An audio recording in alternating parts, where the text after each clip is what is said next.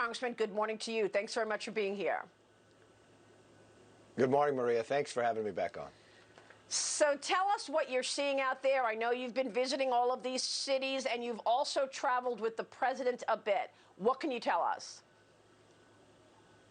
No, Maria, I went to 33 cities just last month, and some of that was with the president in different parts of the country, from Miami to Arizona. And I just see the enthusiasm, and that's what we're not seeing on the Biden side. These crowds of 25,000, 50,000. And what you're finding, if you check these early votes, what has closed in the last few days is amazing. If you take most of the battleground states, the president is in a stronger position than he was in 2016. If you look at Arizona, Wisconsin, Ohio, and Georgia, the president has a better position than he did 4 years ago. And that's why this is going to be a close race. It all determines of whether people will turn out on Election Day. And there's a scary part here, because 2 years ago, there was 8.8 million people who voted in 2016 who did not vote in 2018, and that gave the power to Nancy Pelosi in the House. Had they voted like they did in 2016, the Republicans would still have control of the House, and we would not have Nancy Pelosi as a speaker. So it really comes out to who turns out on Election Day will determine who is the president of the United States for the next 4 years and who can control Congress and the Senate. I know we have a lot of important conversation around Pennsylvania. The president was in Pennsylvania yesterday, and you see the crowds just from this picture that we have from last night's rally. And yesterday he did several rallies. He's got 5 rallies today. And this morning we've got news from the Pittsburgh Gazette.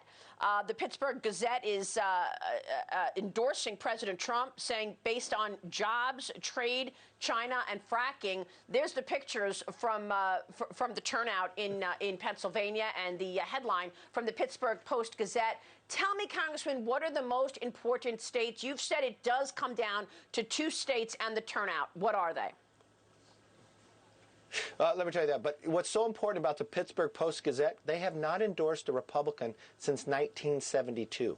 So they weighed what is best for Pennsylvania. Well, the record for Donald Trump is by far the best. If you care about the economy, if you care about rebuilding this country, and if you really want somebody in the Oval Office who believes America is exceptional and instead of somebody who's depressed about this country, that's why they went with Donald Trump.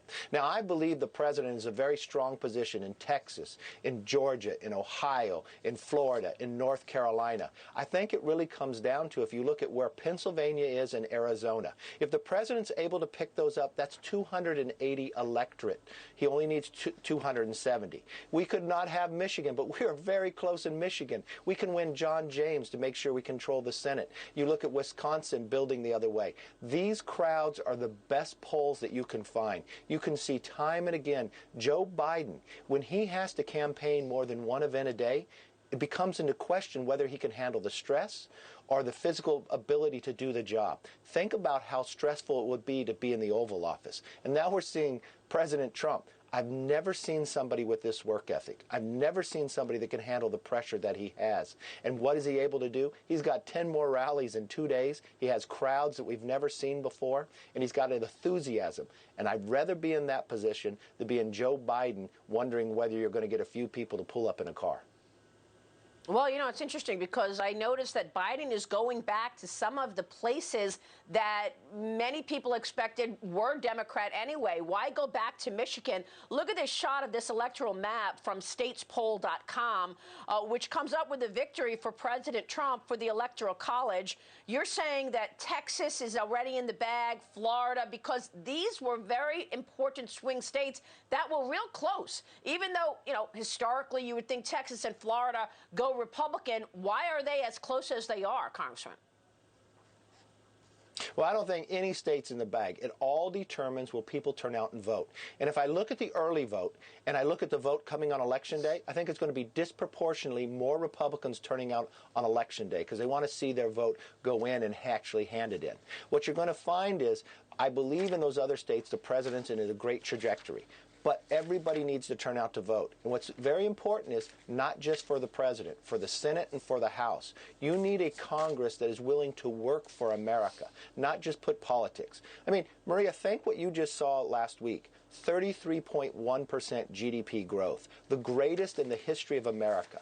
We were able to do that even though we had a Speaker of the House that was trying to harm this economy by holding up another COVID relief bill. She wants to win the election by making America hurt more. But this president took action, administrative action, to make sure that wouldn't happen. So we can rebuild this economy bigger than we ever had before. We can defeat this virus, and we can keep our streets safe and secure. But that's only if you turn out to vote and have a Congress that will work with this president and give President Trump another 4 years.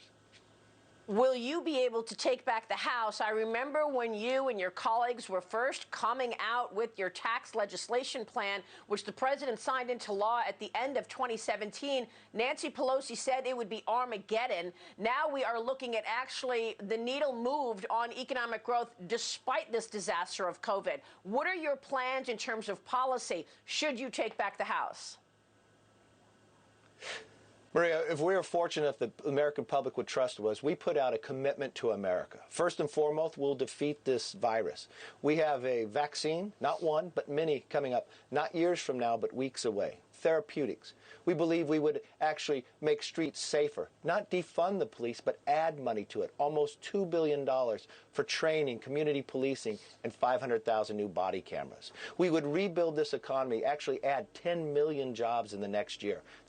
We would add more to taxes, tax reform. Because why? We got to rebuild the small businesses that have been hurt as we move through this. But we'd also end our dependency on China, bring that supply chain back to America, see those manufacturing jobs. And we got a 5-year plan for an infrastructure bill that rebuilds our streets, our highways, our airports, and make sure every single house has the internet.